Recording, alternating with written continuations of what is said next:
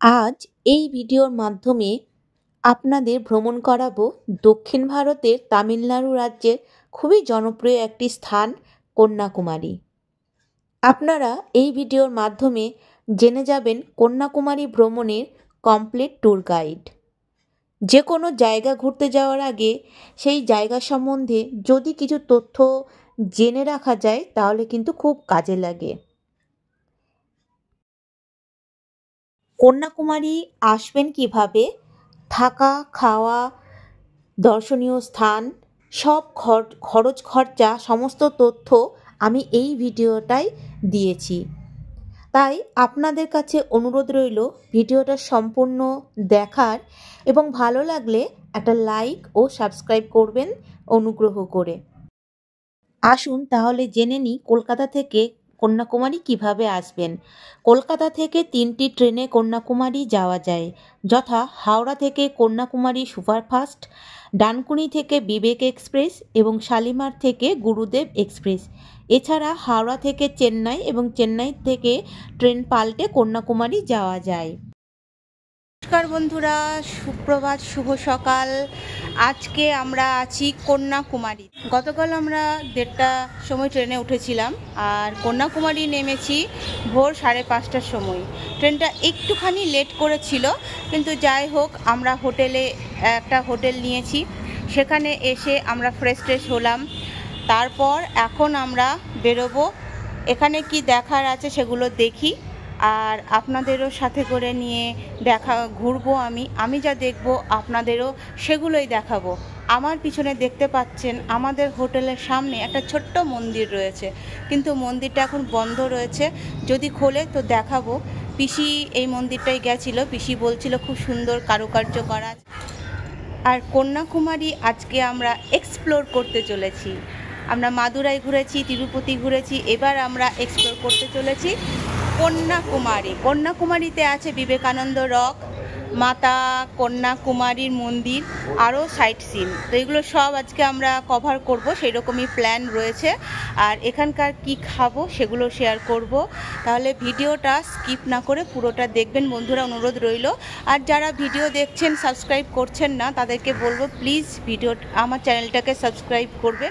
এই হচ্ছে আমাদের হোটেল MKS ইন, এই যে।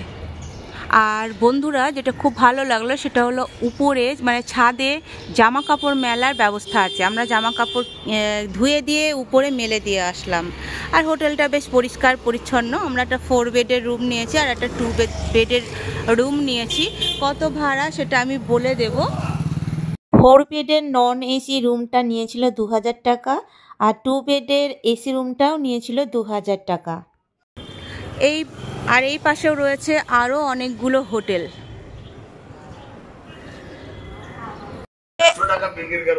ये अन्ना मोतिका हार सेल कर रहे हैं। ये देखो সকালবেলায় এই আন্না দেখো আমাদেরকে বলছে যে বনি করো খুব সস্তা এগুলো দেবে। এখন জানি না কেমন দরদাম করবে। আন্না খুব সস্তায় দিচ্ছে 50 টাকা করে।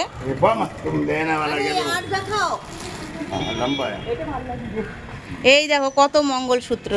আন্নার কাছে এই যে এই মঙ্গলসূত্রটা নিলাম।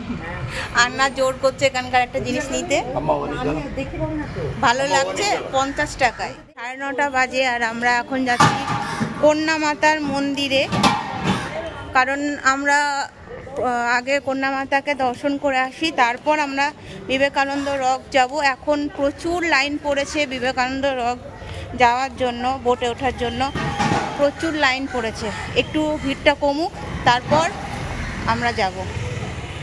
হোটেল রয়েছে সামনে, এখানে এই দুই পাশেই প্রচুর হোটেল রয়েছে, কোনো অসুবিধা রয়েছে। দিল্লি পাঞ্জাবি ধাবা, শুধু শাকাহারি, মানে একদম ভেজ খাবার পাওয়া যায়। এই যে লাইন দেখতে পাচ্ছেন এইগুলো হলো বিবেকানন্দ রক যাওয়ার লাইন পড়েছে। আমরা মন্দির যাব, মন্দির ঘুরে আসি। মুম্বাই ধাবা, প্রচুর এখানে ধাবা রয়েছে, হোটেল রয়েছে। কন্যাকুমারী পুলিশ স্টেশন দেখতে পাচ্ছেন। কন্যাকুমারী স্টেশনের এই রাস্তা ধরে এই দিকটায় গেলেই রয়েছে আমাদের হোটেল, তার সাথে আরও হোটেল রয়েছে। কন্যামাতা যাওয়ার আগে প্রচুর দুই পাশে সব দোকান দেখতে পাচ্ছি। সামনে এটা দেখতে পাচ্ছি, এটা হলো গান্ধী মেমোরিয়াল। এখন আমরা মন্দিরের দিকে যাচ্ছি, এটা হলো মন্দির যাওয়ার রাস্তা। তারপরে দেখছো যে দেবী কন্যাকুমারী টেম্পল, এদিকেই বাপরে বিশাল লাইন। তো সবাই জুতো রাখলাম 12 টাকা নিয়ে। আর তার মন্দিরে কোনো রকম ক্যামেরা মোবাইল কিন্তু অ্যালাউ নেই। এখন বাজে 10টা 25 আর আমরা কন্যাকুমারী মাকে দর্শন করে আসলাম। আর এখন এসেছি এই যে সামনে ত্রিসঙ্গম ত্রিবেণীতে। এই যে তোমরা পিছনে দেখতে পাচ্ছ, এটা হলো বিবেকানন্দ রক। এখানে আমরা যাব, তবে একটু পরে যাব। আর কন্যাকুমারী অর্থাৎ মা ভগবতী মহাদিদেব শিবকে পাওয়ার জন্য ওই যে তোমরা রকটা দেখতে পাচ্ছ, ওখানে ওই পাথরের উপর বসে নাকি মা তপস্যা করেছিল, কিন্তু সেটা সাকসেস হয়নি।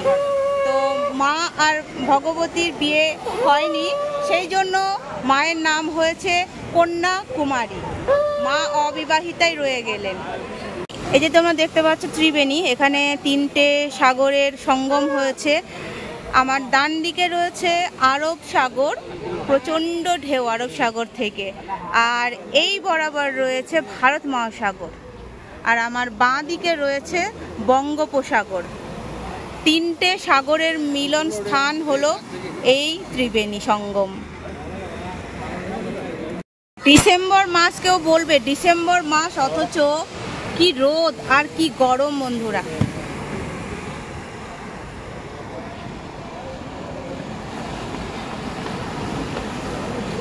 জোড়া মোরগ।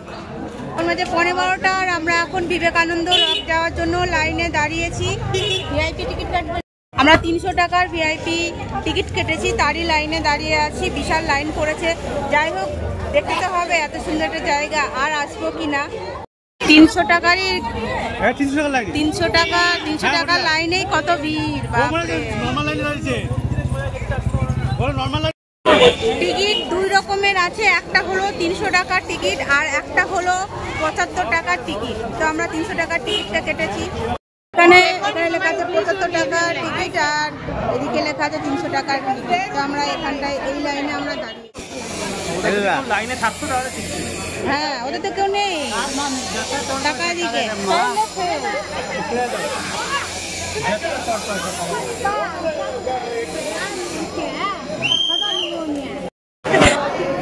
অবশেষে এই আমরা সবাই এই টিকিট, মানে ওই প্রথম পড়া আমরা ওই গেট পেরিয়ে আসলাম। 1 ঘন্টার উপর আমরা দাঁড়িয়ে থেকে এখন এই যে বসার বেঞ্চ করা আছে, এখানে বসে তো এখানে এখন কতক্ষণ অপেক্ষা করতে হয় সেটাই দেখার। দেখি কতক্ষণ অপেক্ষা করতে হয়।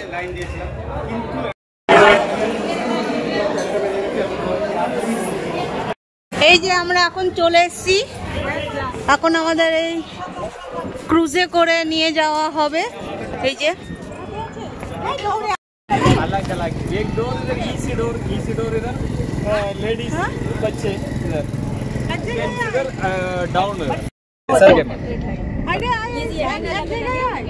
এখানে বেরিয়ে আসার পর আবার বললো যে লেডিস আলাদা জেন্টস আলাদা। তো লেডিসে আমরা এই যে দিদি পিসি আমরা দাঁড়িয়েছি, আর ওদিকে জামাইবাবু সোনা দাঁড়িয়েছে।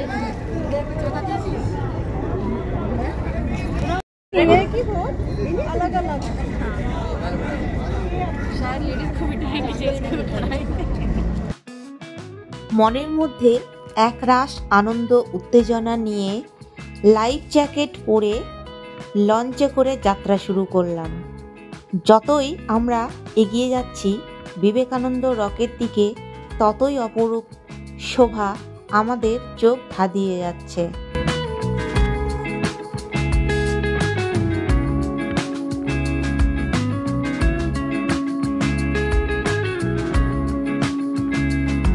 জলের কালারটা না গ্রিন গ্রিন টাইপের। ওয়াও, কি সুন্দর।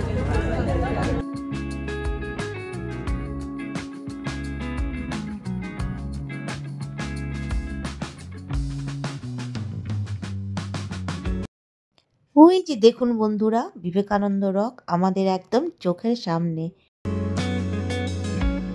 চলে এসেছি আমরা বিবেকানন্দ মেমোরিয়াল রক। এখানে জুতো খুলতে হলো, জুতো খুলেই তো বিপদে পড়ে গেছে, ভীষণ গরম হয়ে আছে, পা পুড়ে যাচ্ছে। কি করে যে ঘুরে দেখবো জানি না। এই সেই বিবেকানন্দ রক মেমোরিয়াল, যেখানে বিবেকানন্দ প্রায় 400 মিটার এই জলপথ অতিক্রম করে এসেছিলেন, এই যে এই সাগর অতিক্রম করে এসেছিলেন এবং এই শিলার উপরে তিনি ধ্যানমগ্ন হয়েছিলেন এবং ভারত জাতি সম্পর্কে, বিশ্ব জাতি সম্পর্কে তিনি কিছু জানতে চেয়েছিলেন এই রকে। সেই থেকে এটা বিবেকানন্দ রক মেমোরিয়াল হিসেবেই পরিচিত। উপর থেকে ভিউটা জাস্ট এইরকম। আমি যখন ছোটবেলায় বইতে পড়তাম এই জায়গাটার, আমার তখন থেকে না খুব ইচ্ছে করতো যে আমি কন্যাকুমারী কোনো সময় আসি। আর দেখুন বন্ধুরা, আজকে আমার সেই স্বপ্ন, সেই আশা পূরণ হয়েছে। পারলে বন্ধুরা আপনারা এখান থেকে একবার ঘুরে যান।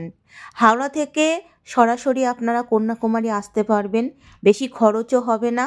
2 দিনের জন্য কন্যাকুমারী আসুন, ঘুরে যান আর এই ঐতিহাসিক স্থানটির সাক্ষী হয়ে যান।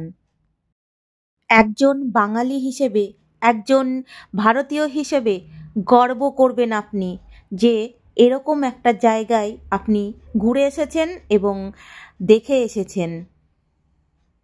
দেখুন বন্ধুরা, আমি বাইরে থেকে ছবিটা তুলেছি। ওখানে যে স্বামীজির মূর্তি দেখলেন, ওটাই আপনি এই মন্দিরটার ভেতরে দেখতে পারবেন। 1882 খ্রিস্টাব্দে 25, 26, 27 ডিসেম্বর স্বামীজি এই যে এখানটায় তো ক্যামেরা অ্যালাউ ছিল না, এখানে যে শিলাখণ্ড ছিল সেখানে বসে তপস্যা ধ্যান করেছিলেন। ওই যে দূরে দেখা যাচ্ছে 133 ফিট লম্বা শিলামূর্তিটি, ওটি হলো একজন শ্রেষ্ঠ তামিল কবি থিরুভাল্লাভার মূর্তি। ইনি ছিলেন একজন সাধু ও দার্শনিক।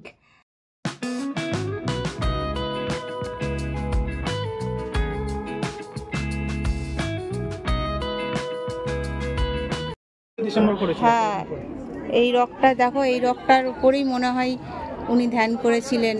এই রকটাই তো চলে গেছে, এই যে যেখানে স্বামীজি মূর্তিটা রয়েছে।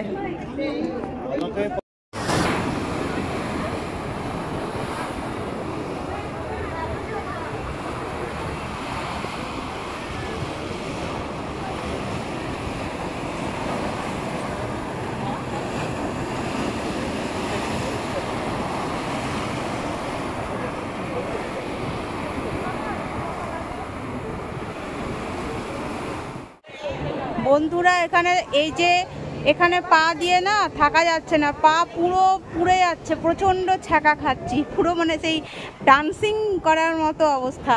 আর এখানে যে সাদা এখানে রং করা আছে না, এটাই পা দিলে আরাম লাগছে, এটাতে কিছু হচ্ছে না, কিন্তু কি সাদা। অথচ সামনে এত সুন্দর, এত খোলা একটা সাগর, একটা সঙ্গম জায়গা, সেটা ভালো করে উপভোগ করতে পারছি না বন্ধুরা। বন্ধুরা দেখতে পাচ্ছ এদিকে টয়লেট রয়েছে, জেন্টস টয়লেট রয়েছে।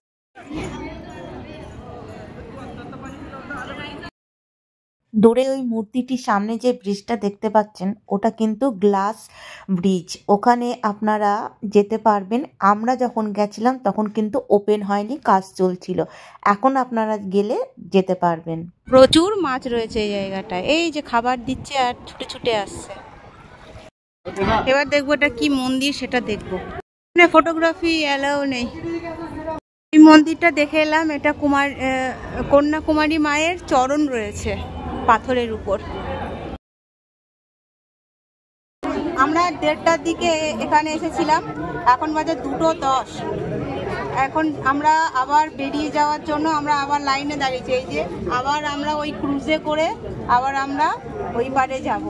কিন্তু এত রোদ, গরম তো আছে কিন্তু এত রোদ, পা পুড়ে যাচ্ছে। আমরা শান্তি করে ঠিক ঘুরতে পারলাম না, ওই তাড়াহুড়ো করে যা দেখলাম, কিন্তু দেখে মন শান্তি হলো না। না পিসি, মন শান্তি হলো না। আর একটু যদি ঠান্ডা থাকতো, রোদটা কম থাকতো, তাহলে একটু ঘুরতে পারতাম। এখন যাব আমার বাংলা রেস্টুরেন্টে, দেখি কি বাঙালি খাবার পাওয়া যায়। এখন বাজে 2:45 আর এসেছি আমার বাংলা রেস্টুরেন্টে খেতে। এখানে বাঙালি খাবার পাওয়া যায়, তাই একটু মাছ ভাত খাবো নাকি ডিম খাবো সেটাই ভাবছি। এত রোদ থেকে ঘুরে এসে এত রিচ খাবার খেতে ভালো লাগছে না, আমার জন্য একটু ডাল আর ভাত খাই। তো কী খাবো দেখি এখানে কি পাওয়া যায় হালকা পাতলার মধ্যে। তো আমাদের দেখছো 160 টাকা থালি এসেছে, ভাত ডাল রয়েছে, এটা একটা আলু বেগুনের কি সবজি দিয়েছে, আর দিয়েছে বাঁধাকপি। আর আমি এই যে ডবল ডিমের অমলেট নিয়েছি। আমি মাছ নিলাম না, এত রিচ খাবার খাবো না দুপুর এত রোদ থেকে এসে। আর প্রথমে বলেছিল আলু ভাজা আছে, তবে আলু ভাজা শেষ হয়ে গেছে, আমরা যেহেতু লেট করে ঢুকেছি। আলু ভাজার বদলে পাঁপড় দেবে।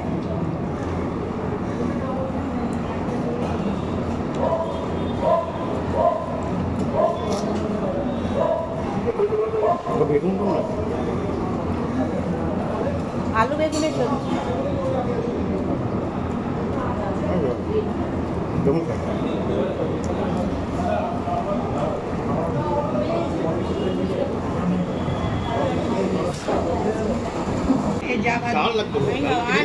ডাল দিয়ে না, ফার্স্টে আমের চাটনি দিয়ে গেল,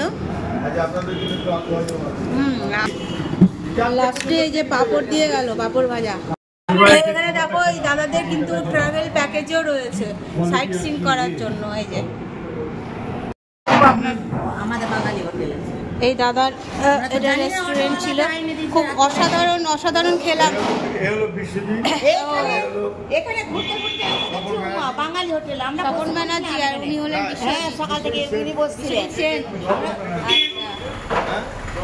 আপনাদের বাড়ি কোথায়? মুর্শিদাবাদ।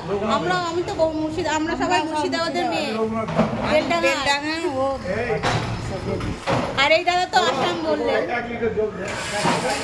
আমাদের এখানে থাকার ব্যবস্থাও রয়েছে, আপনারা চাইলে এখানে থাকতেও পারবেন। এই যে উপরে থাকার ব্যবস্থা রয়েছে দাদাদের এখানে, জননী ট্রাভেলার্স। গুড ইভিনিং বন্ধুরা, আজকে আমরা সাইট সিন মিস করে গেছি, কারণ বিবেকানন্দ রকে এত টাইম লেগে গেছিলো যে আমাদের খুব দেরি হয়ে গেছিলো। তারপর লাঞ্চ টাঞ্চ করতে করতে 3টে বেজে গেছে, 3টে বেশি। তারপর আমরা আর সাইট সিন করতে পারি, সাইট সিন করতে গেলে 2-2:30টার মধ্যে যেতে হতো। এখন বাজে 5টা আর এখন এসেছি সানসেট পয়েন্টে, কিন্তু আসার পর সূর্য একেবারেই ডুবে গেল। এই যে অপূর্ব লাগছে, অপূর্ব দৃশ্য। আমরা যাক মিস করে গেলাম, এখানে আসতেও লেট করে গেলাম। আসলে কি হয়েছিল, অনেক রোদ লেগে গেছিল তো, আর এই রোদে ঘোরা অভ্যাস ছিল না, তাই এত রোদ লেগে গেছিল, এসে খাওয়ার পর ঘুমিয়ে গেছিলাম। তারপর বেরোতে বেরোতে এই লেট হয়ে গেল।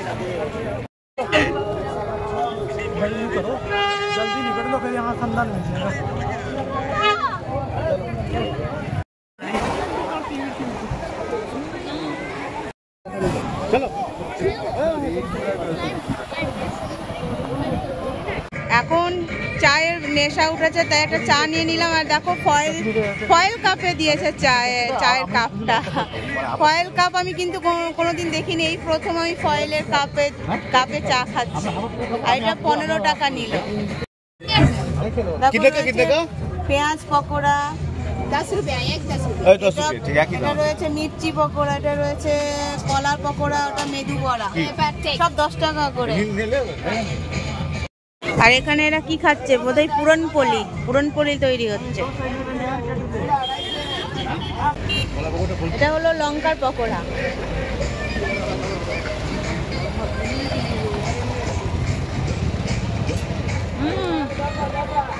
একটু ঝাল, পেঁয়াজি, গরম, 10 টাকা করে বেশ ভালোই লাগছে। এখন আমরা এসেছি অ্যাকোয়া ওয়ার্ল্ডে। এখানে অ্যাকোরিয়ামে দেখি কি মাছ আছে কি আছে। কত রকমের মশলা, এখানে কিন্তু মশলা নাকি সস্তা আমি শুনেছি। এই বোতলে করে সব মশলা বিক্রি হচ্ছে, এই যে প্যাকেট। কলার চিপস হলো, পপকর্ন, জায়ফল আর দারচিনিগুলো কি বড় বড়, বাপরে বাপ। দেখো কত কালারফুল মাছ।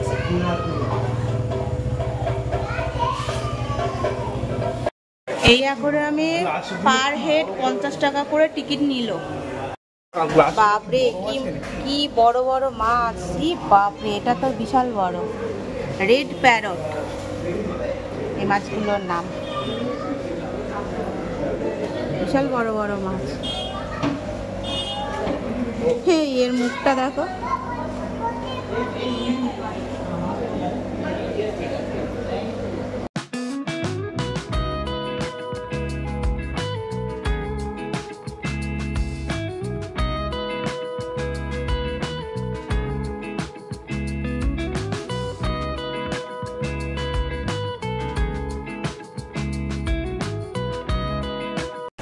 ওই তো ফ্রেশ ওয়াটার শার্ক, এগুলো শার্ক। দেখে ছোট ছোট শার্ক, শার্কের মাথার মতো দেখেই তো বুঝেছি। দেখো রয়েছে কত রকমের মাছ।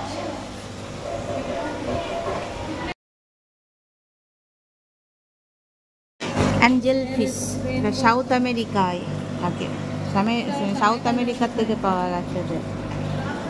এই মাছটা তো দারুণ,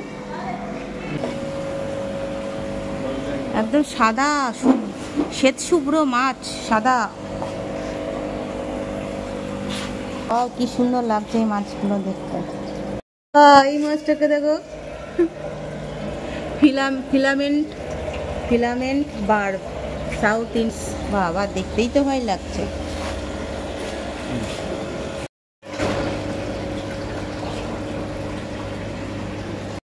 ব্রাউন ঘোস্ট ক্রেফিশ, ও চিংড়ি, ক্র্যাব, চিংড়ি আর কাঁকড়ার মনে হচ্ছে যেন সংমিশ্রণ।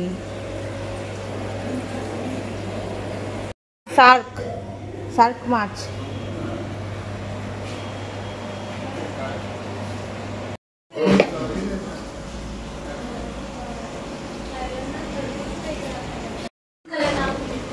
ক্লাউন ফিশ,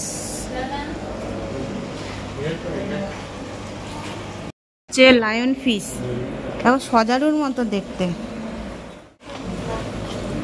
স্কুইরিল ফিশ, স্টার ফিশগুলো মজা লাগছে দেখতে, দেখে মনেই হচ্ছে না যে এরা জ্যান্ত। এই শঙ্খগুলো কিন্তু জীবন্ত, এই যে নড়ছে, এই যে এখানটায় নড়ছে, বুঝতে পারছেন বন্ধুরা? শঙ্খ পুরো সাপের মতো, পুরো এই পাইপটার ভিতরে ঢুকে গেছে, কেমন একদম সাপের মতো দেখতে। এই যে এটা রয়েছে জীবন্ত শঙ্খ। কাঁকড়াটা দেখো কি মজা করছে, কি করছে জানি না।